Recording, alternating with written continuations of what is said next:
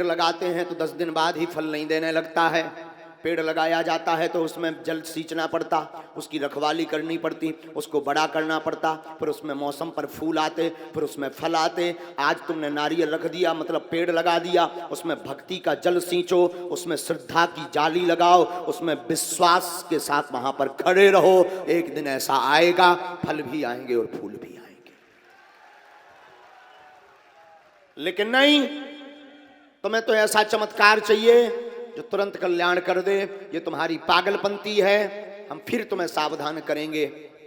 चमत्कार, सबसे बड़ा यही चमत्कार है कि तुम बागेश्वर बालाजी के चरणों में बैठे हो। ये तो प्रथम बात थी। द्वितीय बात, बागेश्वर धाम के नाम से आए दिन फ्रॉडगिरियां की जाती हैं, सावधान रहना। बागेश्वर धाम किसी भी प्रकार की शुल्क फीस दक्षिणा नहीं लेता, नहीं लेता, नहीं लेता। और भारत के लिए यह गौरव का विषय है, हिंदुस्तानियों के लिए यह गौरव का विषय है कि ये वो दरबार है जहां अर्जी निःशुल्क है, जहां रुकना निःशुल्क है, जहां दिन में 12 बजे से 2 बजे तक, रात्रि 8 बजे से 10 बजे तक प्रतिदिन भंडारा भी निःशुल्क है।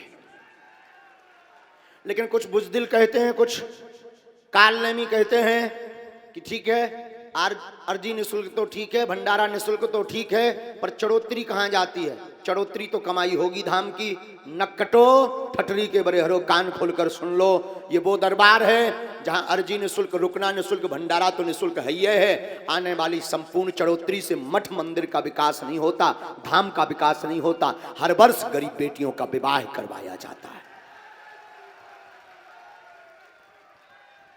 महाशिवरात्रि के पावन पर्व पर विवाह करवाया जाता है। इससे यह सिद्ध होता है कि दरबार धन के लिए नहीं, संपत्ति के लिए नहीं, विपत्ति के लिए लगाया जाता है। और शायद सनातनियों के लिए यह गौरव का विषय होगा, तुम्हें कहने के लिए यह बात होगी, तुम दावे के साथ कह पाओगे कि हाँ, भारत में सनातनियों का एक दरबार ऐसा भी है जहां सब कुछ निःशुल्क है और जहां की आने वाली दान पेटी की राशि से बेटियों का विवाह करवाया जाता है।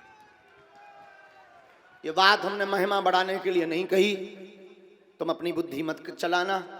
ये बात हमने सिर्फ इसलिए कही है, धाम के नाम से जो ऑनलाइन पुस्तकें बेची जाती, धाम के नाम से जो झूठे मूठे प्रचार करके पेज बनाए जाते हैं, उन पर रुपया मांगे जाते हैं। कुछ सेवादार जो सच्चे सेवादार होते हैं वो तो सच्ची लगन से सेवा करते हैं, हम रहें ना रहें वो हमारी धाम की सेवा करते हैं।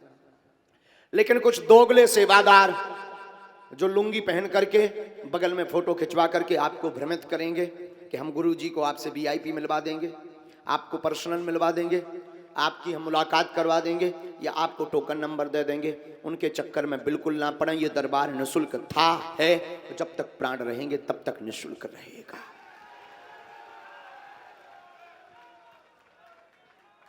जय श्री राम के जयकारे में कंजूसी मत किया करो। ये वही नारा है जिससे हनुमान जी नाचने लगते हैं।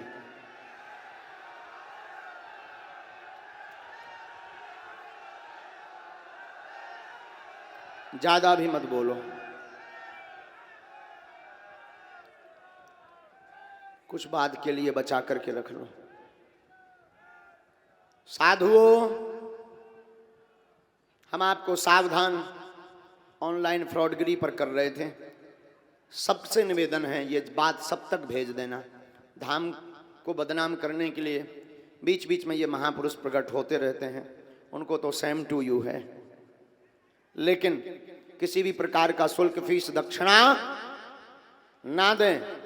गंभीर रोगी बीमार धाम पर ना लाएं, और अगर आ गए हैं तो उनको घर भेज दें, उनकी फोटो यहाँ पर दे दें, हम अर्जी लगा देंगे, बाद में भभूति दे देंगे। जब रोगी को आराम लग जाए तब धाम पर लाना है, क्योंकि समुदाय यहाँ बहुत ज़्यादा होता है, सबसे मिल पाना बहुत मुश्किल है।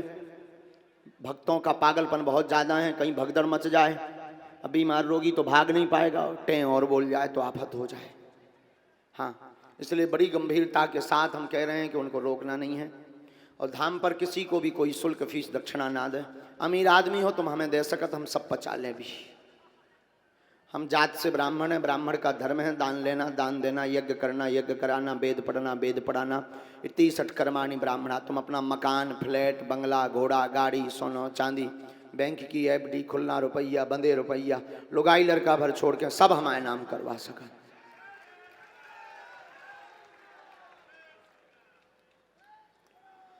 और जिन भक्तों के पर्चा नहीं बन पा रहे हैं, आप निराश नहीं होना है।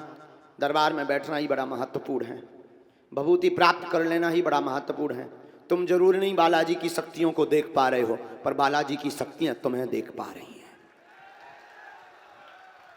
तुम्हें जरूर लग रहा है कि हमसे बात नहीं की है, हमारे प्रश्न का जवाब नहीं दिया है, पर बालाजी की शक्तियां तुम्हें देख भी रही, तुम्हारे प्रश्न को भी जानती हैं। बालाजी तुम्हारे प्रश्न को भी जानते हैं और उनका जवाब भी उन्होंने सोच करके रख लिया है। जिस दिन से तुम श्रद्धा पूर्वक पेशी करना प्रारंभ कर दोगे, वो कृपा करना प्रारंभ कर देंगे।